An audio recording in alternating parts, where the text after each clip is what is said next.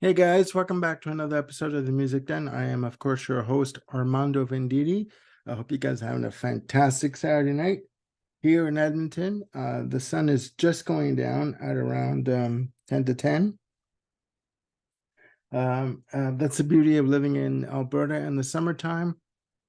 The sun goes down literally around 10:30 at its peak, quarter to 11. So it's fantastic. That's the best thing about living in Alberta. Really, no joke. Anyways, in this video that I'm doing, I wanted to talk about a Blu-ray that came in the mail today. And I will show you the cover of it.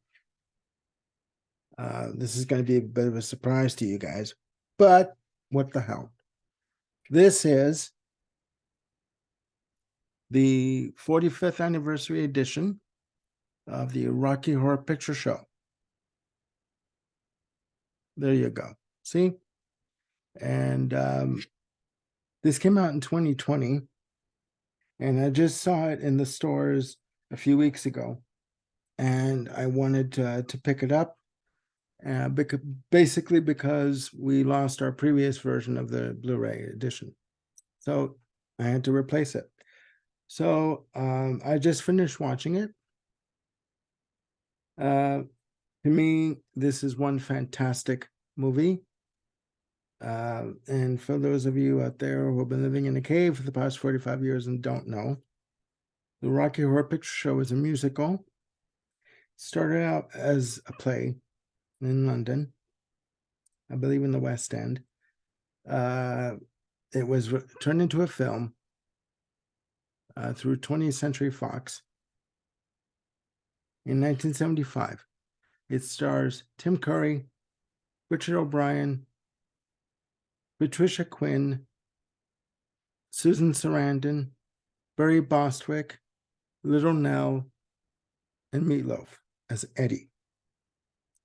Now, the story of Rocky Horror Picture Show is a story of a couple named Brad and Janet, Barry Bostwick and Susan Sarandon, who basically met in school and they fell in love, and they're very straight-laced, these two young individuals. They're sort of very conservative, prim and proper. They have their life set up ahead of them.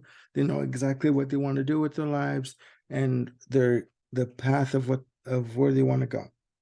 Until there's always that until one night they go on a trip to see their friend from school, Dr. Everett Scott, who introduced them.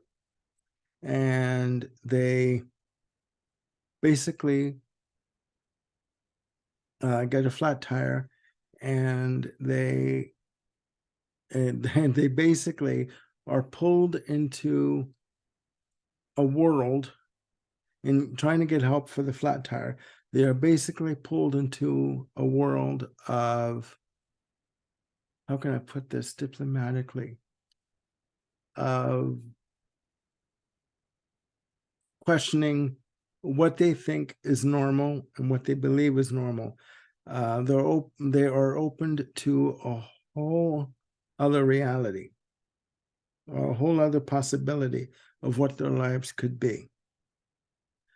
And they meet these people who are basically from another planet, from the planet transsexual, and of the city of Transylvania. Okay. And basically, they are swept into a whole new netherworld in one night. Okay.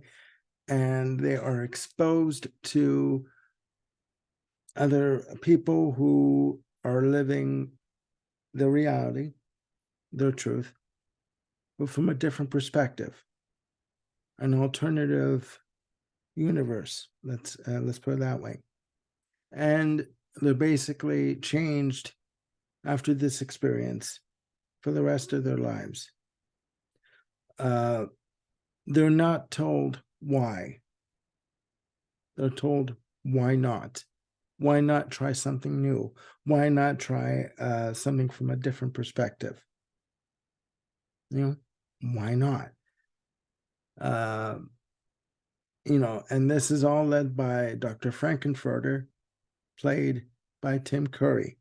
Now, I've known of this movie since I was, my God, I would say about 10 years old. And I saw the Sweet Transvestite sequence done on shown on a music journalism show called The New Music. And I'm like, okay, it's interesting. A little odd, but interesting. I first saw this movie from beginning to end when I was 24 years old. It was Halloween, the week of Halloween. And when I saw this from the beginning to end, I thought, this is this is nuts. Like, this is screwed up. What the hell is going on? It doesn't make any sense. Aside from the Sweet Transvestite sequence and the time warp sequence, everything else in the movie to me seemed a bit off. The more I watched it, the more I got to understand what it was about, and that the music was really good. It was fantastic. It was melodic. It was rocking. It was just over the top. And these characters, Dr. Frankenfurter, Riff Raff, Magenta, Columbia, these characters are played over the top. Tim Curry as Dr. Frankenfurter. Nobody could have played Dr. Frankenfurter but Tim Curry. And I mean this sincerely. Nobody could have done this. Nobody could have done this character justice as well as he has. And I've read and heard over the past years that he has tried to distance himself, Tim Curry, from the character of Dr. Frankenfurter. And that's fine. He was 27 years old when he did the movie. You know, he wants to be known for his other body of work, which is fine. But he will always be known as the definitive Dr. Frankenfurter. There was a remake of this done a few years ago. It doesn't hold a candle to the original. I am sorry. The only way to play the character of Dr. Frankenfurter, or any of these characters, is just to go for it. Throw caution to the wind and just open yourselves up and just throw yourself into something new and just be as bold and as brash and as daring as you want to be. That's it. That's it. The DVD, the Blu-ray, so I keep saying DVD, the Blu-ray has two versions, two screenings of it. It has the US version and the UK version. The UK version, the color on it is a lot sharper.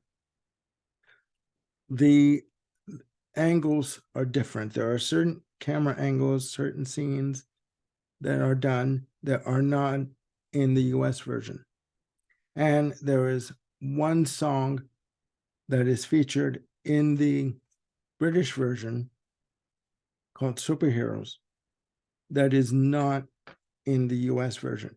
And that happens at the end of the movie when Brad, Janet, and Dr. Scott are escaping the house, and they basically collapse outside of where the house was when the house is beamed back up to the planet of transsexual. Okay. And overall, the UK version, in my opinion, is a far superior version to this movie. So there you go. This is my review of the Rocky Horror Picture Show. I paid $17.99 for the Blu-ray. And I think it's a fantastic movie. Not a lot of people get it, and I understand that. I recently showed a copy of it to my nephew Julian, and him being and when he was in college, he was doing video production, and he was looking at it from a technical point of view. The cuts aren't good, the cutaways from the scenes aren't good, the shots aren't great. He was missing the point. You know, I love my nephew dearly, but he was missing the point. Anyways, I digress. But then the next day he said, you know, I need to look at it again. I need to watch it again. So you never know, right? For those of you who have not seen it, please take the time to see this movie. Again with the glare. There we go. Oh, bloody hell. There we go. Please take the time to see this movie. It is fantastic. The music is amazing. Just open your mind to the realm of something different, of another possibility.